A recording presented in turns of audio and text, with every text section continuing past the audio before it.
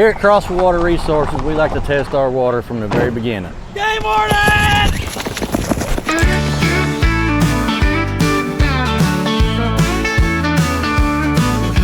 Down in Meadow Park where the waters flow, there's a man we all call Waterman Joe.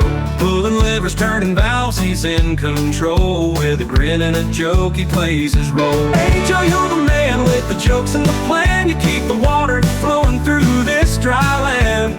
Cracking wise, keeping spirits high. Meadow Park's got the twinkle in your eye.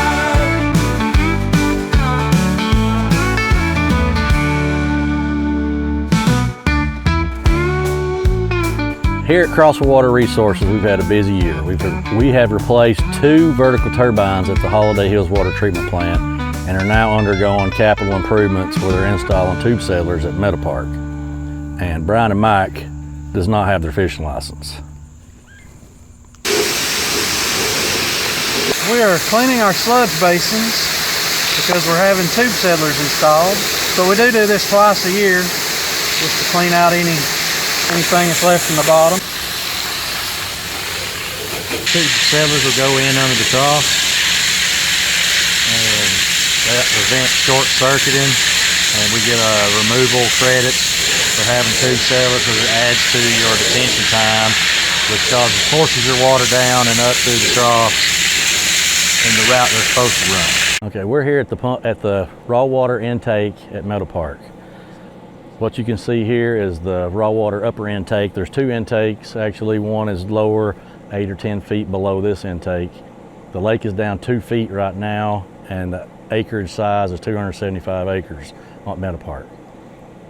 Behind us here is the raw water building where we pump the raw water up to the water plant. And at the raw water building, we add sodium permanganate and sodium bicarbonate in our treatment process. The sodium permanganate oxidizes iron and manganese and also works on taste and odor. And then the sodium bicarbonate adds alkalinity to the water to make the sodium permanganate work better. So the raw water comes from the raw water pump house to the end of the basin here where it comes in, and it's mixed with a polyaluminum chloride, which creates the flock, which does the majority of the work, taking all the sediment out of the water.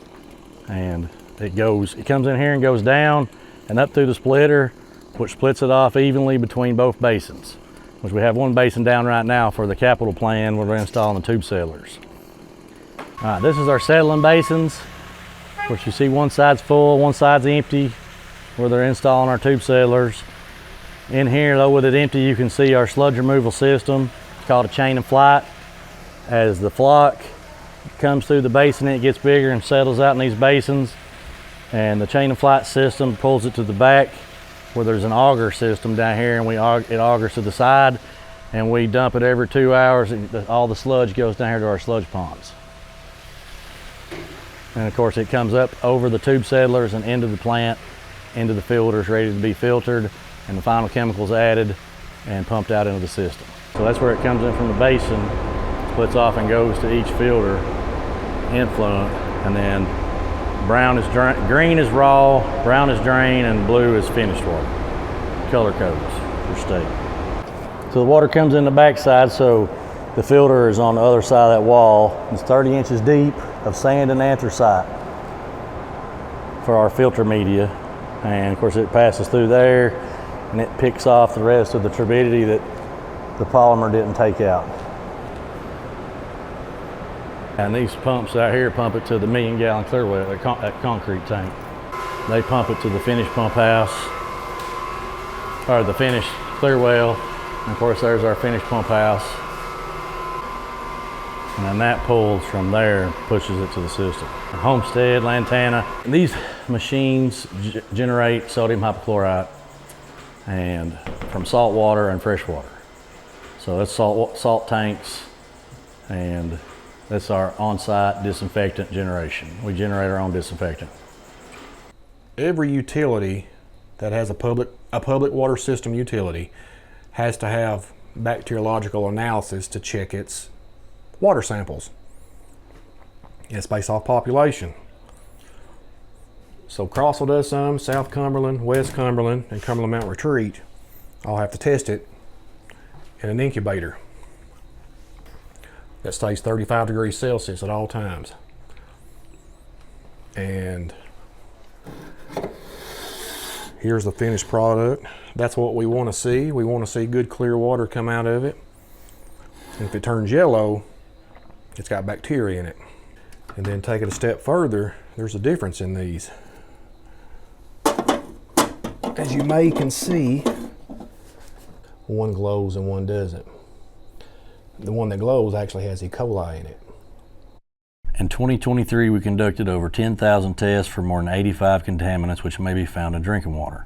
We did not detect any of these contaminants at any level which surpasses the strict regulations of the state of Tennessee and the US EPA.